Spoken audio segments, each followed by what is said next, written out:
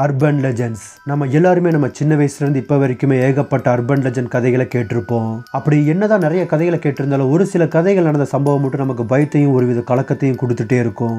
இருந்தாலும் அதெல்லாம் வெறும் கதை தானே நினச்சி சாதாரணமாக விட்டுருப்போம். அப்படிப்பட்ட கதைகளை பற்றின ஞாபகம் வரும்போதெல்லாம் அந்த பயத்திலிருந்து தப்பிக்க இதெல்லாம் யாரோ கிளப்பி விட்ட கதை தானே நினச்சி அவாய்ட் பண்ண ட்ரை பண்ணிட்டு இருப்போம். பட் இந்த மாதிரி அவாய்ட் பண்ணுறது, சாதாரணமாக விடுறது எல்லாமே நமக்கு நடக்கிற வரைக்கும் தான். அது 1970 ஒரு சம்மர் சீசன். அமெரிக்காவில் இருக்க டொலடா யூனிவர்சிட்டியில் படிச்சுட்டு வந்த 23 வயதான பையன் தான் லாரி. லாரிக்கு அப்போ ஜேக்கப், ஹார்லின், எலிசான்னு 3 க்ளோஸ் ஃப்ரெண்ட்ஸ் இருந்திருக்காங்க.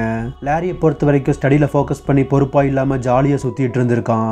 எந்த பொண்ணை பார்த்தாலும் ஃப்ளர்ட் பண்ற பழக்கம் வச்சிருந்திருக்கான். லாரியோட மற்ற 3 ஃப்ரெண்ட்ஸ் என்னதான் சொன்னாலும் லாரி அதை பத்தி எல்லாம் கவலைப்படாம தொடர்ந்து பல பெண்களோட பழகிட்டு வந்திருக்கான். இப்படி இருக்கும்போது அந்த சம்மருக்கு வெக்கேஷனுக்காக மெக்சிகோ போலான்னு அவங்க பிளான் பண்றாங்க. மெக்சிகோல இருக்க ஒக்சாகோ டவுனை சுத்தி இருக்க காட்டுப்பகுதியில் பல மர்மமான சம்பவங்கள் நடந்துட்டு இருந்ததால அங்க போன த்ரில்லிங்கா இருக்கும்னு அங்க போக முடிவு பண்ணியிருந்திருக்காங்க. இந்த முடிவு தான் அவங்க வாழ்க்கையை மாற்ற போகுதுங்கிறத அவங்க அப்போ கொஞ்சம் கூட எதிர்பார்த்திருக்க மாட்டாங்க. குறிப்பா லாரியால ஒக்சாகோ டவுன் மக்கள் பல ஆண்டுகளுக்கு முன்னாடி நடந்த நம்பிட்டு வந்த ஒரு அர்பன் லெஜெண்ட் கதை திரும்ப உயிர் பெறும். அதனால லாரிக்கு கிடைக்க போற நரக வேதனையை பத்தி அவன் கொஞ்சம் கூட யோசிச்சு பார்த்திருக்க மாட்டான். இப்போ வெக்கேஷனுக்காக மெக்சிகோ வந்த அவங்க 4 பேரும் ட்ரெயின் மூலமா ஒக்சாகோக்கு போயிருக்காங்க. ஒக்சாகோல இருந்து அவங்க போற காட்டு பகுதிக்கு ஒரு சின்ன ட்ரக் மூலமா வந்திருக்காங்க. அங்க அந்த காட்டோட என்ட்ரன்ஸ் பகுதியை வந்து சேர்றதுக்கு அவங்களுக்கு இரவு 8 மணிக்கு மேல ஆயிருக்கு. ஸோ ராத்திரி பக்கத்துல ஏதோ ஹோட்டல்ல தங்கிட்டு மார்னிங் காட்டுக்குள்ள போலான்னு முடிவு பண்றாங்க. அப்போ அந்த காட்டுப்பகுதியோட என்ட்ரன்ஸ்ல ஒரே ஒரு பழைய சின்ன ஹோட்டல் மட்டும் தான் இருந்திருக்கு. இதனால வேற வழியே இல்லாம அந்த ஹோட்டல்ல போய் செக் இன் பண்ணிருக்காங்க. அந்த ஹோட்டலுக்குள்ள போன உடனே அவங்களுக்கு தெரிஞ்சிருக்கு இது ரொம்ப பழைய ஹோட்டலுங்கிறத விட இங்க யாருமே வர்றதில்லை போலன்னு. ஏன்னா அந்த ஹோட்டலும் சரி அங்க இருந்தவங்களும் சரி ரொம்பவே ஸ்ட்ரேஞ்சா இருந்திருக்காங்க. இருந்தாலும் வேற வழியே இல்லைன்னு தான் அந்த ஹோட்டல் ரூமுக்குள்ள அவங்க 4 பேரும் போயிருக்காங்க. இப்போ ரொம்ப தூரம் டிராவல் பண்ணிட்டு வந்ததால லாரி, ஜேக்கப், ஹார்லின்னு 3 பேரும் படுத்த உடனே தூங்கிருக்காங்க. ஆனா எலிசாக்கு மட்டும் தூக்கமே வராம இருந்திருக்கு. எலிசாக்கு அப்போ அவங்க ரூமுக்கு முன்னாடி யாரும் அடிக்கடி ஓடுற மாதிரி சத்தம் கேட்டுட்டு இருந்திருக்கு. எலிசா அந்த சத்தம் ஹோட்டல் ஸ்டாஃபோட தான் இருக்கும்னு நினைச்சு தூங்க ட்ரை பண்ணிருக்காங்க. பட் அவங்களால தூங்க முடியல. ஏன்னா ரூமுக்கு வெளியே ஒரு மாதிரி முணுங்கல் சத்தம் கேட்டுட்டு இருந்திருக்கு. அந்த சத்தம் கேட்கறதுக்கு யாரோ கதவு கிட்ட ஒட்டி நின்று முணுமுணுத்த எப்படி இருக்குமோ அப்படி இருந்திருக்கு. ஒரு கட்டத்துக்கு மேல கதவை திறந்து வெளியே யார் நிக்கிறான்னு பார்க்கலான்னு எலிசா முடிவு பண்ணிருக்காங்க. ஸோ எலிசா தைரியத்தை வர வச்சுட்டு அந்த டோர் கிட்ட போயிருக்காங்க. எலிசா மற்ற 3 பேரையுமே எழுப்பல. டோர் கிட்ட போன எலிசா டோர்ல காதை வச்சு கேட்டிருக்காங்க. ஒரு பொண்ணு முணுகிற மாதிரி சத்தம் எலிசாக்கு கேட்டிருக்கு. ஸோ கதவை லைட்டா திறந்திருக்காங்க. அப்போ கதவுக்கு வெளியே ஒரு லேடி கதவு மேல தலையை சாச்சம் மாதிரி நின்றுட்டு இருந்திருக்காங்க. அந்த லேடியை பார்த்த எலிசா, ஒரு பொண்ணு இந்த டைம்ல நிக்கிறாங்கன்னு உங்களுக்கு ஏதாவது உதவி வேணுமான்னு கேட்டிருக்காங்க. பதிலுக்கு அந்த லேடி எலிசாவை மேலையும் கீழையும் பார்த்துட்டு, எஸ், என்னோட ஹஸ்பண்டை காணோம், இங்க வந்தாரான்னு கேட்டிருக்காங்க. எலிசா இங்க யாரும் வரலன்னு சொல்லிட்டு கதவை டக்குன்னு க்ளோஸ் பண்ணி சைடுல இருந்த டேபிள் எடுத்து கதவு கிட்ட வச்சிருந்திருக்காங்க. ஏன்னா எலிசா அந்த லேடியை பார்க்கும்போது அந்த லேடியோட கைகள்லயும் கால்களையும் ரத்தமா இருந்திருக்கு. ஒருவேளை அந்த ரத்தம் அந்த லேடியோட இருந்தா காயங்களோட வலி அந்த லேடியோட முகத்துல கண்டிப்பா தெரிஞ்சிருக்கும். பட் அந்த லேடி நார்மலா தான் பேசி இருந்திருக்காங்க.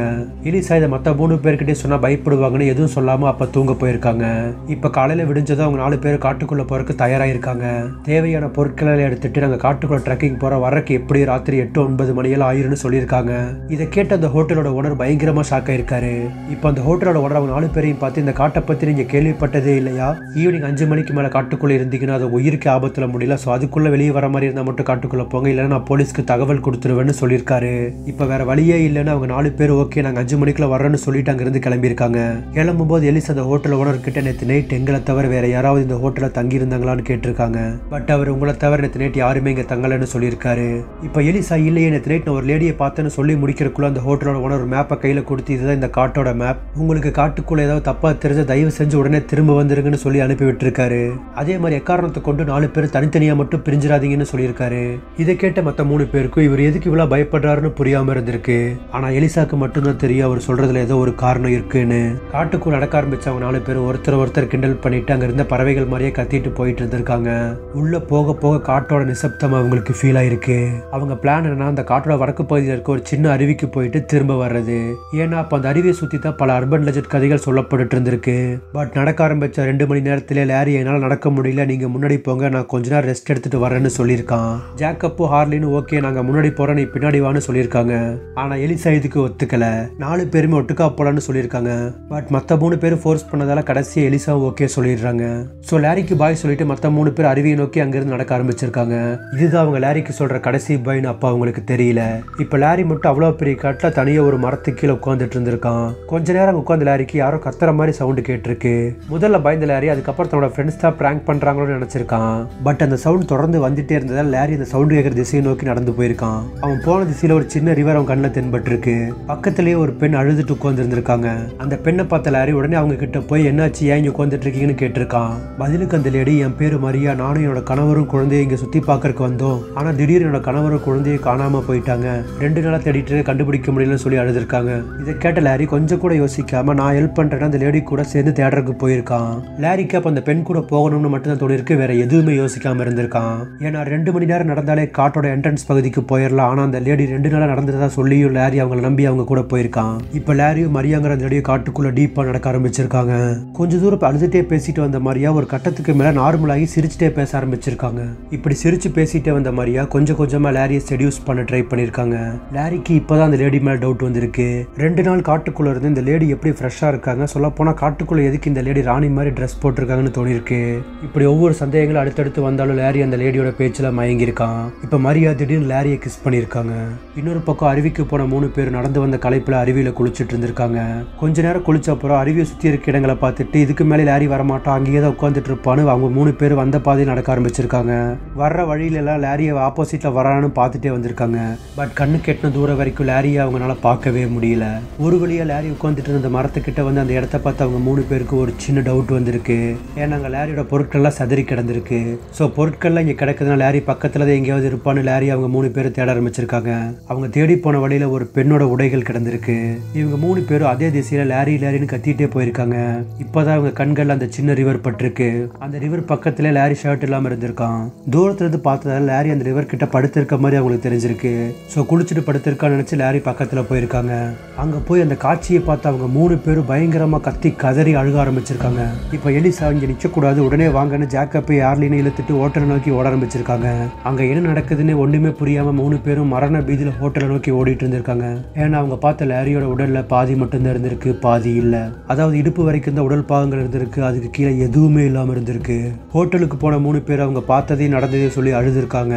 அதுக்கப்புறம் இந்த ஹோட்டலும் சீல் வைக்கப்பட்டிருக்கு, அந்த காட்டுக்குள்ள போறதுக்கும் தடை விதிக்கப்பட்டிருக்கு.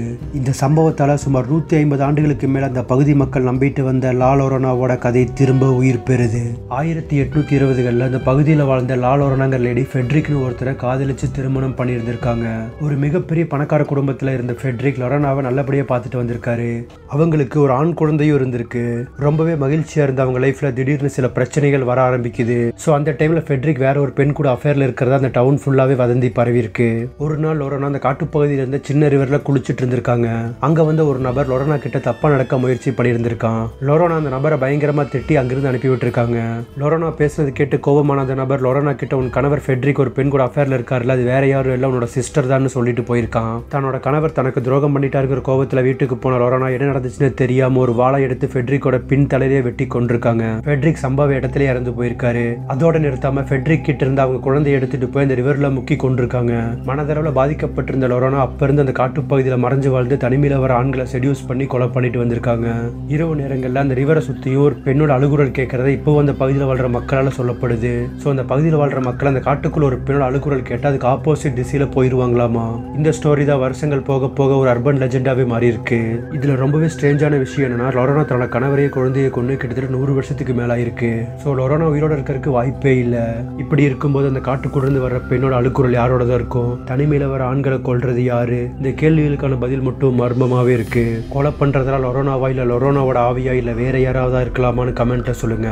இதே மாதிரி வீடியோஸ் தொடர்ச்சியா பார்க்க மறக்காம சேனலை சப்ஸ்கிரைப் பண்ணிக்கோங்க.